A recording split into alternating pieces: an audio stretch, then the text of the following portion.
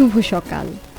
আজ শনিবার ২৫ জানুয়ারি ২০২৫ খ্রিস্টাব্দ, ১১ মাঘ ১৪৩১ বঙ্গাব্দ, ২৪ রজব ১৪৪৬ হিজরি।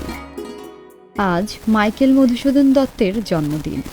১৮২৪ সালে যশোর জেলার সাগরদাড়িয়া গ্রামে কপোতাক্ষের নদীর তীরে এক জমিদার বংশে তার জন্ম।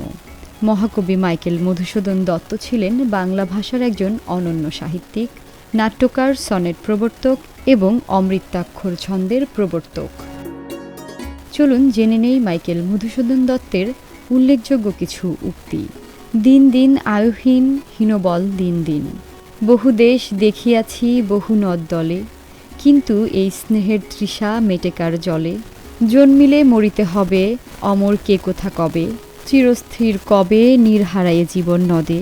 ওরে বাছা মাতৃকোষে রতনের রাজি, এ ভিখারির দশা তবে কেন তো রাজি।